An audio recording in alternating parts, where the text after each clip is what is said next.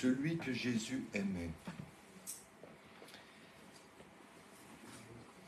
Dans l'Église d'Orient, on appelle l'apôtre Jean l'apôtre du secret divin. L'apôtre du secret divin. L'apôtre de l'intimité. Jean était un homme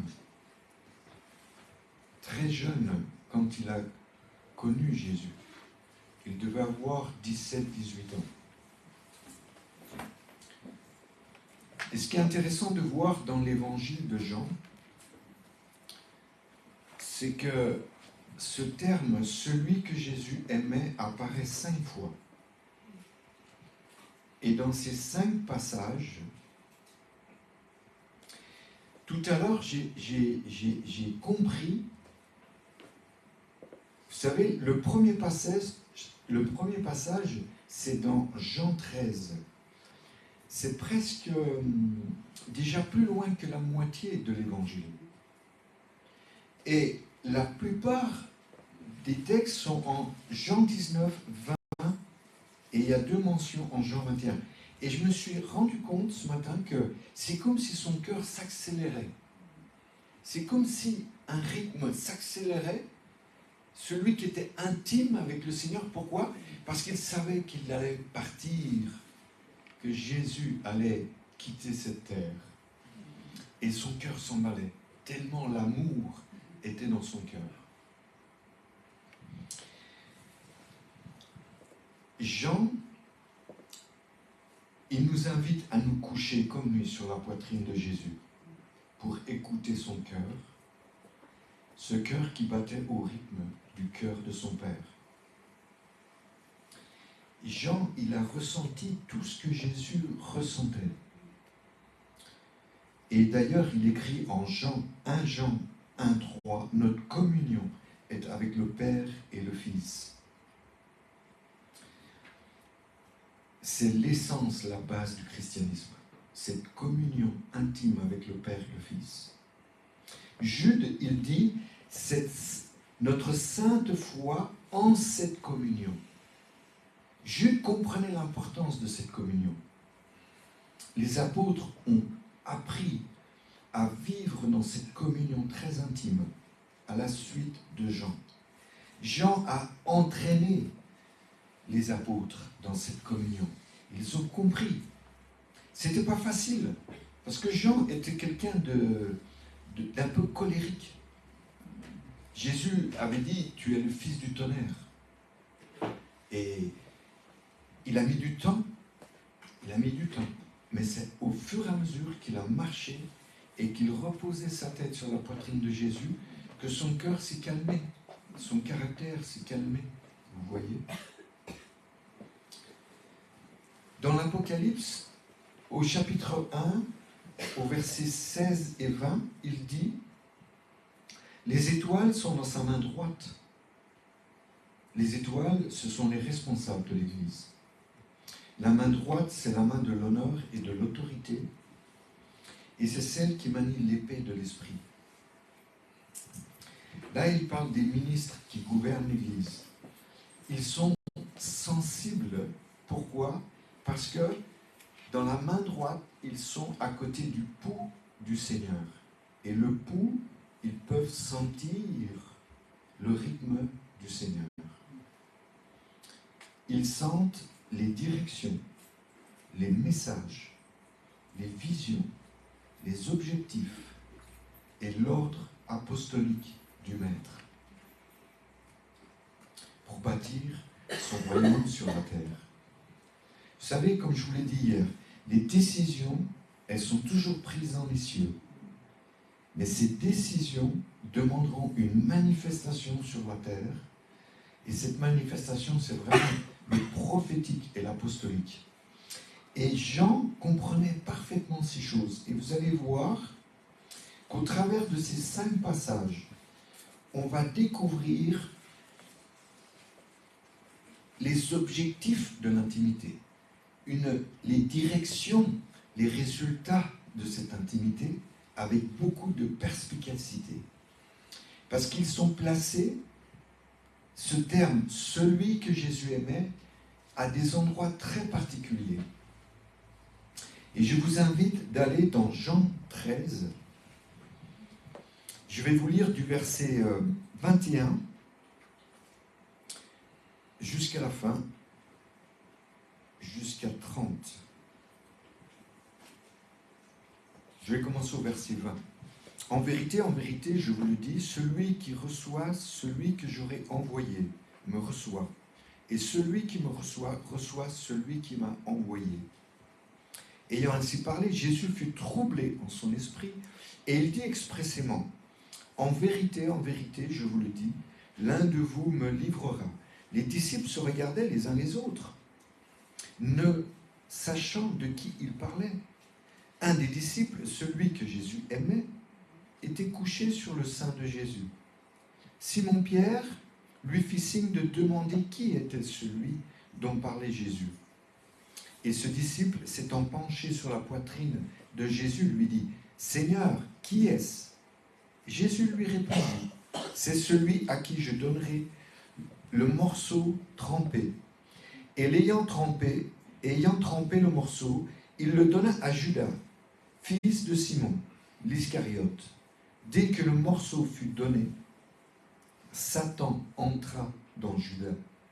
Jésus lui dit, « Ce que tu fais, fais-le promptement. » Mais aucun de ceux qui étaient à table ne comprit pourquoi il lui disait cela. Car quelques-uns pensaient que comme Judas avait la bourse, Jésus voulait lui dire, « Achète ce dont nous avons besoin pour la fête. » Et qu'il lui commandait de donner quelque chose aux pauvres. Judas, ayant pris le morceau, se hâta de sortir. Il faisait nuit. C'est un texte troublant parce que c'est vraiment au moment de la trahison de Jésus et on voit que celui que Jésus aimait nous amène au cœur de la trahison. C'est étonnant que Jean se présente aussi ainsi quand il écrit. On a du mal à comprendre pourquoi il se cache comme ça. Et en fait, petit à petit, j'ai commencé à comprendre. Jean ne se montre pas. En fait, c'est un homme sans visage, un cœur sans visage. Jean n'est ni arrogant, ni orgueilleux, du style « je suis le plus aimé que les autres apôtres ». Non, il y a une gratitude humble dans son attitude quand il écrit ça. Il y a un remerciement, tant de grâce reçue dans sa vie. Et il remercie le Seigneur, vous voyez. Il se cache, il veut montrer le Seigneur. C'est comme du style « ignorez-moi, mais regardez-le ». Vous voyez ? Il est silencieux, mais on voit que c'est un homme modeste, Jean.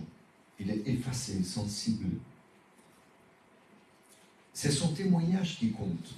Ce n'est pas sa personne, vous voyez. Nous devons être pareils. Un intime ne se montre pas. C'est son témoignage qui compte. C'est le Seigneur. Il est comme l'âne qui porte Jésus quand il entre à Jérusalem. Personne ne voyait l'ânon. Il y avait tellement de vêtements sur l'ânon. Mais on voyait que les 4 petites pattes qui se déplaçaient. Un ânon sauvage. Sauvage. Il pouvait... C'était difficile. C'est impossible de calmer un ânon sauvage. Mais comme Jésus reposait sur lui, il était en paix.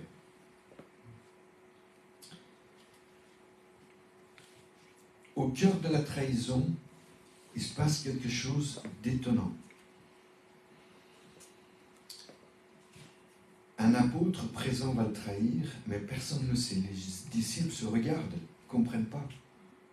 Et Pierre demande à Jean, qui demande à Jésus, « Qui est-ce » Jésus lui répond, « C'est celui qui trempera le pain dans la sauce aux herbes amères.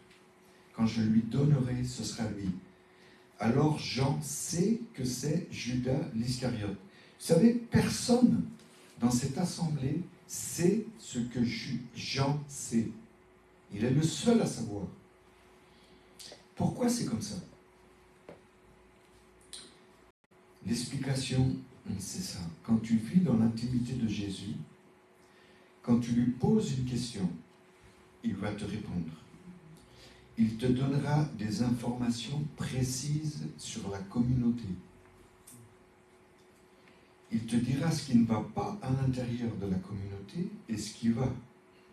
Il te dira les manquements, les péchés, les fautes, les ignorances, l'état de croissance, et même les trahisons, et même les démons qui sont cachés dans la communauté. Quand tu vis dans l'intimité, tu recevras des réponses du Seigneur. Moi, je l'ai vécu moi-même. Souvent, je reçois des paroles de connaissance, de sagesse, des prophéties avant que les événements arrivent. Vous voyez? Et le Seigneur veut faire la même chose avec vous. Et même Jean est témoin d'une chose incroyable.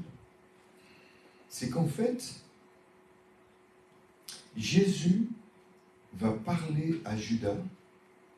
Judas reçoit Satan en lui. Donc quand Jésus dit « fais-le rapidement », il dit aussi à Satan « je te permets maintenant de me toucher ». Vous voyez? Jamais Satan peut toucher Jésus. Il faut une permission de Dieu. Et c'est à cet instant-là, il dit à Satan « tu peux me toucher, c'est ton heure ». Voyez combien Jean observe ces choses et les repassait dans son cœur. Il est le seul à comprendre toute la tragédie qui se déroule dans cet instant. Mais en même temps, pourquoi il écrit ça avec tant d'acuité? C'est parce qu'il veut aussi soutenir Jésus. Jésus a été soutenu dans cet instant par la présence de cet intime. Ça lui a donné du baume, un baume d'amour et d'amitié en même temps, vous comprenez? Jésus avait besoin de ça.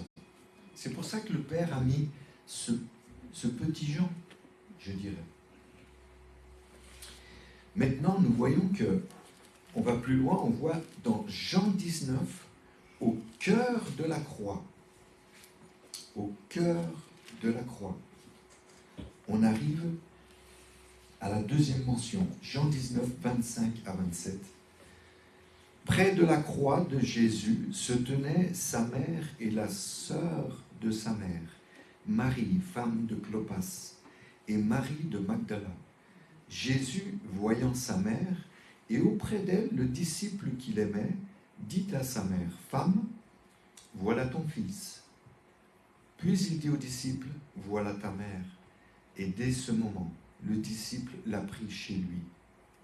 Amen.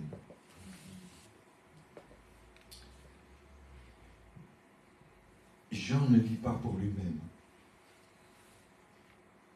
Si tous les autres ont fui, il est resté. Plein d'amour. L'amour, il s'attache toujours. Il ne peut pas quitter le Seigneur. C'est vrai qu'ici, il y a 3 maris. Marie, ça veut dire obstiné.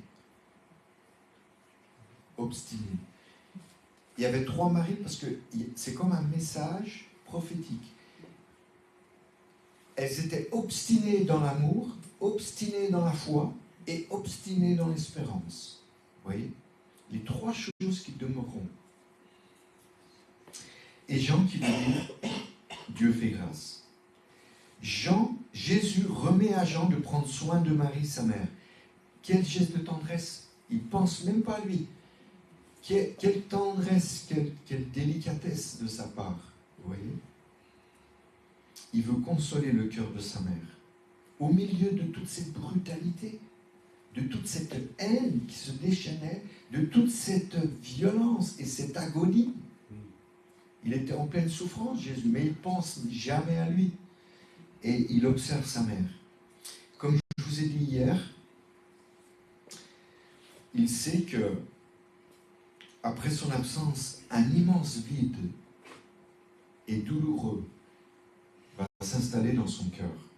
Déjà, en Luc 2, 25, Siméon lui avait prophétisé « Une épée te transpercera l'âme ». Marie souffre et Jésus veut lui donner une nouvelle famille. On a parlé hier de ce moment particulier. Il instaure la communion fraternelle dans une famille recomposée qui est l'Église. Et cette communion fraternelle, elle nous montre en fait que quand on est intime, Dieu te confiera des responsabilités spéciales, uniques, par leur caractère oint, plein d'amour, des missions pour bénir des personnes. Quand tu es intime, tu vas entendre le Seigneur te dire, voilà, fais ci, fais ça.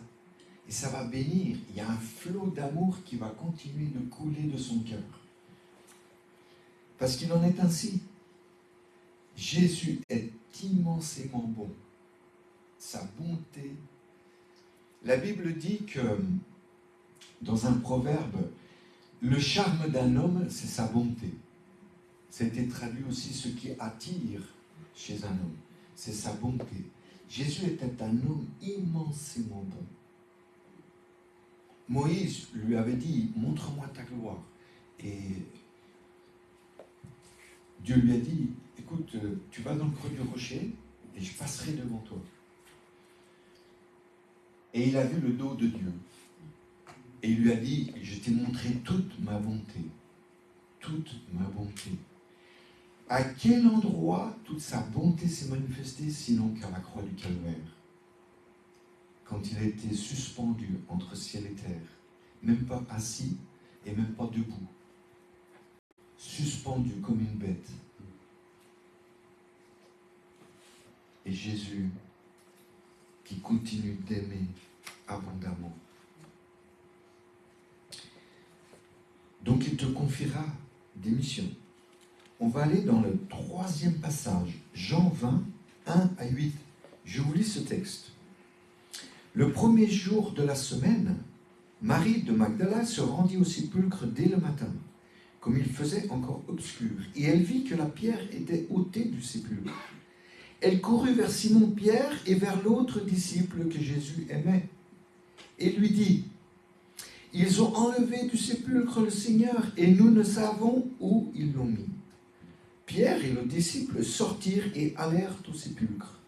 Ils couraient tous deux ensemble, mais l'autre disciple courut plus vite que Pierre et arriva le premier au sépulcre. S'étant baissé, il vit les bandes qui étaient à terre, cependant il n'entra pas. Simon-Pierre qui le suivait arriva et entra dans le sépulcre. Il vit les bandes qui étaient à terre et le linge qu'on avait mis sur la tête de Jésus, non pas avec les bandes, mais plié dans un lieu à part. Alors l'autre disciple qui était arrivé, le premier au sépulcre, entra aussi et il vit et il crut. Il vit et il crut. Là, nous allons au cœur de la résurrection. L'intime va au cœur de la résurrection. Après, dans la première apparition de Jean, qu'il ait vu le négatif, il te donne de voir le plus la deuxième fois avec sa mère, la mère de Jésus. Là, sa foi va s'envoler. Il va s'envoler. Marie-Madeleine, et quand elle vient, en fait, elle cherche un cadavre. Et d'ailleurs, le verbe utilisé pour voir, c'est le verbe blépo. C'est la vue physique naturelle. Mais en fait, elle voit sans voir. Elle voit sans voir. Elle court vers Pierre et Jean, qui ne comprennent pas. Eux aussi courent ensemble pour voir. Jean va plus vite, car il est plus vif que Pierre. Pourquoi ce détail de la course? Pourquoi ce petit détail? Parce qu'en fait, il n'y a pas de compétition entre eux. C'est seulement que Pierre, il est ralenti de l'intérieur à cause de la trahison 3 fois il a trahi Jésus. Et cela le freine, à la différence de Jean qui déborde d'amour. Pierre a des doutes. Il se pose cette question, est-ce que Jésus m'aime encore? La peur le paralyse. D'ailleurs, Jean a écrit 1 Jean 4, 18, l'amour parfait bannit la crainte. L'amour accélère ta course. L'amour parfait te ralentira. L'intimité te donnera des ailes. Habakkuk 3, 19 et Psaume 18, 34, il est dit, il rend mes pieds semblables à ceux des biches et il me fait marcher sur mes lieux élevés. Tu es assis dans les lieux célestes avec Christ. Pierre, quand il arrive, il voit théoro. Théoro, en grec, ça veut dire, il observe la scène, tous les détails, mais il ne voit pas plus loin que les petits détails. Et souvent, on est comme ça. Jean, lui, il va voir aido. Aido, c'est un verbe très intéressant. C'est un verbe qui dit, en fait, il perçoit les bandes qui sont à plat, sans avoir bougé de place, et le linge du visage posé à plat. Il voit avec la foi, et sa foi se saisit de la révélation. Vous voyez? C'est ça, aido. C'est de voir avec la révélation. Et c'est pour ça qu'il est marqué, il vit et il crut. Il est dans la révélation et il a la preuve de la résurrection devant lui. Il a la preuve. Quand tu vis dans l'intimité, déjà tu vas courir plus vite que tes frères et sœurs. Tu vas courir plus vite. Moi je l'ai expérimenté. Ma femme l'a expérimenté. Combien de fois j'ai été ralenti et j'ai vu des frères courir beaucoup plus vite que moi dans la révélation. Et j'étais étonné. J'étais énervé. J'imagine que Pierre était quand même pas mal énervé. Je pense. Parce que c'était un homme avec un caractère, il avait tellement confiance en lui-même qu'il voulait aller trop vite. Il allait trop vite. Il était emporté dans ses émotions. Jean croit à la toute-puissance de Jésus et en plus, sa foi s'aiguise. Oui. Il va commencer à croire en la résurrection de Jésus. Il sait, et c'est quelque chose en lui qui commence à grandir. Vous voyez, cette révélation, elle grandit et elle grandit au fur et à mesure qu'il continue d'écrire la fin de l'Évangile. Et ça nous amène maintenant dans le 4e passage, Jean 21, 4 à 8, au cœur de la pêche miraculeuse. Je dirais au cœur de la moisson. Je vous lis le texte. Je vais lire 4 à 8. Le matin étant venu, Jésus se trouva sur le rivage, mais les disciples ne savaient pas que c'était Jésus. Jésus leur dit, « Enfants, n'avez-vous rien à manger ?» Ils lui répondirent, « Non. » Il lui dit, « Jetez le filet du côté droit de la barque, et vous trouverez. » Ils le jetèrent donc, et ils ne pouvaient plus le retirer à cause de la grande quantité de poissons. Alors, le disciple que Jésus aimait dit à Pierre, « C'est le Seigneur, c'est le Seigneur. » Et Simon-Pierre, dès qu'il eut entendu que c'était le Seigneur, mit son vêtement et sa ceinture, car il était nu, et se jeta dans la mer. Les autres disciples vinrent avec la barque, tirant le filet plein de poissons, car ils n'étaient éloignés de terre que d'environ 200 coudées. 110 mètres. 200 coudées, c'est 110 mètres. Jean voit la grande quantité de poissons avec la foi qu'il a déjà. Il reconnaît, non pas par l'aspect physique, l'aspect naturel de Jésus, non pas l'apparence, mais par révélation du Saint-Esprit, qui a été soufflé sur lui par Jésus. Son discernement spirituel est aiguisé et il reconnaît Jésus. Il dit, c'est le Seigneur. Quand tu vis dans l'intimité, tu vas reconnaître où est le Seigneur et qu'est-ce qu'il est en train de faire. Tu vas tout de suite discerner exactement qu'est-ce qu'il est en train de faire. Et ça, c'est quelque chose de puissant. Pourquoi ? Parce que toute la communauté a besoin de ça. De savoir ce que Dieu fait, précisément. Lui, il reconnaît, vous voyez ? Il a gardé ses commandements. Celui qu'il aime. Il l'écrit, Jean 15, 9. C'est demeurer dans son amour. C'est comme l'amour d'un homme et d'une femme. Éphésiens 5, 22. Jean a persévéré. Il n'a pas stagné. Vous voyez ? Jude 21 dit, maintenez-vous dans l'amour.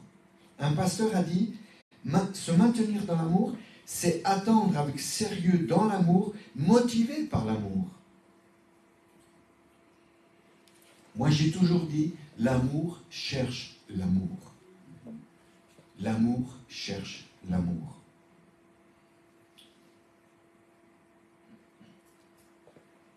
Pierre, lui, il plonge dans l'eau rapidement. Pourquoi ? Parce qu'il veut recevoir le pardon du Seigneur. Il a besoin du pardon. Il ne peut pas vivre. C'est un homme qui est effondré. Et combien certains peuvent l'être. Mais grâce à Dieu, et Jésus voit toutes choses. Le dernier passage, vous savez, Ecclésiaste 7, 8 dit « La fin vaut mieux que le commencement ». Et ici, dans ce texte, il y a énormément à dire. Et je vais faire vite, parce qu'il y a tellement de choses à dire sur ce texte. Jean 21, du verset 20 au verset 23. Nous sommes là au cœur de la gloire. Au cœur de la gloire. Mais dans la gloire, il y a beaucoup de choses qui se révèlent. Le bon comme le moins bon. Et c'est pour ça que ce texte nous est laissé par Jean. Je vais commencer par le verset 20. Pierre, s'étant retourné, vit venir après eux le disciple que Jésus aimait. Celui qui, pendant le souper, s'était penché sur la poitrine de Jésus et avait dit « Seigneur, qui est celui qui te livre ?» On revient au début. En le voyant, Pierre dit à Jean « Et à celui-ci, Seigneur, que lui arrivera-t-il ?» Jésus lui dit « Si je veux qu'il demeure jusqu'à ce que je vienne, que t'importe? Toi, suis-moi. » Là-dessus, le bruit courut parmi les frères que ce disciple ne mourrait point. Cependant, Jésus n'avait pas dit à Pierre qu'il ne mourrait point, mais « Si je veux qu'il demeure jusqu'à ce que je vienne, que t'importe? » Amen. C'est un texte étonnant. Vous voyez la scène, Jésus parle avec Pierre.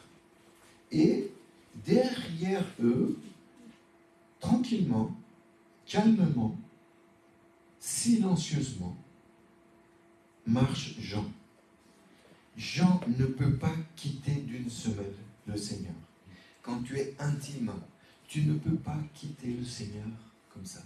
Tu veux tout le temps cette communion, elle s'intensifie.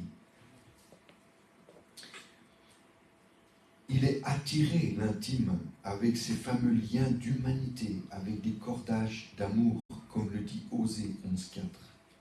En fait, Jésus et Jean, ils marchent en cordée. Vous voyez ? Moi, je vous encourage à vivre en cordée avec le Seigneur. Le Seigneur est devant vous, et tu es derrière, et tu suis.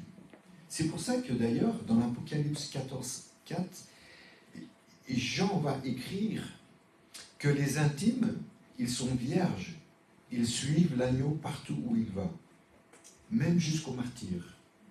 Et ils n'ont pas peur de mourir. Ils n'aiment pas leur vie jusqu'à accepter la mort. Apocalypse 12, 11. Ce qui est étonnant, c'est que Pierre se retourne Et il dit, et celui-ci. Et c'est étrange quand même de dire, et celui-ci. Pourquoi il nomme Jean, et celui-ci? Est-ce qu'il y a une compétition entre eux?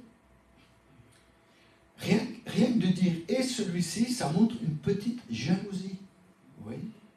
Il y avait une petite jalousie. En fait, Pierre, il se retourne pour épier, pour le surveiller. C'est étonnant quand même. Hein? Il est curieux. Il y a même un pasteur qui a écrit qu'il avait un regard inquisiteur. Inquisiteur. Comme certaines églises. Pierre, il voit que Jean n'a pas été invité, sollicité. Et ça l'énerve. Comme il a toujours trop confiance en lui-même, au lieu de regarder à Jésus, il se préoccupe des autres. Combien nous sommes parfois comme ça? On surveille les frères et sœurs. On surveille s'ils vont à droite. On surveille s'ils vont à gauche. On surveille s'ils arrivent trop tard. Et puis on cause. Au lieu d'avoir les regards sur le Seigneur. Vous voyez? Un intime, il n'a les regards que sur le Seigneur. Il ne va pas se préoccuper des autres. Vous comprenez? 1 Timothée 4,16, que celui qui pense... Veille sur toi-même, examine ton propre cœur à la lumière de la parole. Donc, toi, sois attentif à toi-même. C'est ce que Paul dit à Timothée. Toi, sois attentif à toi-même. Combien nous devons être attentifs à nous-mêmes et pas regarder les autres. Paul a écrit que celui qui pense être debout prenne garde de tomber. 1 Corinthiens 10, 12. Les intimes demeureront jusqu'à ce que Jésus revienne. Vous savez qu'il reste en vie longtemps, les intimes? Il est resté en vie, Jean. Et même, les intimes, ils sont éternels par leur amour. Dans l'intimité, donc, pour résumer, tu connaîtras les personnes avec qui tu es. Jésus te confiera des missions pour bénir et tu avanceras plus vite que les autres. Tu discerneras le Seigneur et ce qu'il fait. Enfin, sa gloire demeure sur toi et tu es éternel. Tu vis dans une unité parfaite. Vous savez que cette unité parfaite, elle nous a été transmise dans la parole par un signe, une écriture d'une précision extraordinaire. Cantique des Cantiques, chapitre 2, au verset 16. Et vous allez voir l'intimité jusqu'où ça amène un être humain. Cantique des Cantiques, chapitre 2, au verset 16. Il y a ce verset. Je vous le lis en entier, le verset. Mon bien-aimé est à moi, et je suis à lui. Il fait paître son troupeau parmi les lys.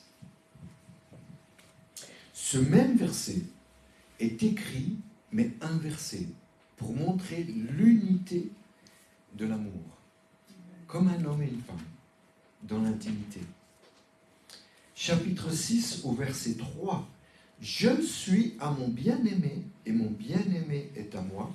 Il fait paître son troupeau parmi les lys. Oui. C'est les mêmes mots inversés. Pourquoi il en est ainsi? Vous avez la réponse au chapitre 7 et au verset 11. Je suis à mon bien-aimé et ses désirs se portent vers moi. Vous voyez? La précision de la parole. Pour nous dire quoi? Pour nous dire que le mari et l'épouse sont unis. Les désirs du mari se portent vers l'épouse parce que Jésus nous aime sans cesse. Sans cesse. Il n'y a jamais d'arrêt. Même si tu pêches, même si tu ignores, même si quoi que ce soit t'arrive dans la vie, Jésus continuera de t'aimer. Toujours, toujours, toujours.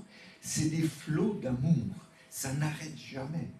quand tu sais cela, quand ta pensée est imprégnée de cette puissance de vie qu'il a pour toi, ta vie va s'apaiser. Tu vas rentrer dans le repos. Tu seras calme, tranquille. Tu seras dans l'obéissance. Parce que la grâce, c'est ça. C'est la puissance de la grâce. Cet amour qui se déverse sur ta vie. La dernière chose que je vais vous dire, chaque fois Jésus a été dans la joie et le réconfort quand il a vu Jean. Vous savez pourquoi? Parce qu'à chaque fois, Jean était au bon endroit et au bon moment. Ainsi sont les intimes avec le Seigneur. Soyez bénis. Soyez bénis. Amen. Amen. Je vais prier pour l'intimité. Que cette intimité vous couvre. Que le désir de votre cœur, ce soit de plaire au Seigneur comme lui, les désirs de son cœur, c'est de vous aimer à chaque instant de votre vie. Seigneur, que l'amour coule maintenant dans les cœurs. Seigneur, je prie que tout ce qui a été proclamé dans cette parole, ça s'accomplisse maintenant dans les cœurs. Que l'amour déborde de leur vase. Que tu les remplisses d'amour, Seigneur. Qu'ils soient pleins de Dieu, parce que tu es amour. C'est ta force, c'est ta vie, c'est l'essence. Tout est là dans l'amour. Seigneur, qu'ils débordent d'amour. Que l'intimité les attire vers ton cœur. Et que la communion avec toi se fasse et que jamais elle ne s'arrête. Que jamais la communion s'arrête dans votre vie. Et que vous soyez connus pour l'intimité et que votre témoignage, que votre vie soit sans visage, mais seulement un témoignage à la gloire du Seigneur. Au nom puissant de Dieu, Amen. Amen. Amen. Gloire au Seigneur. Amen.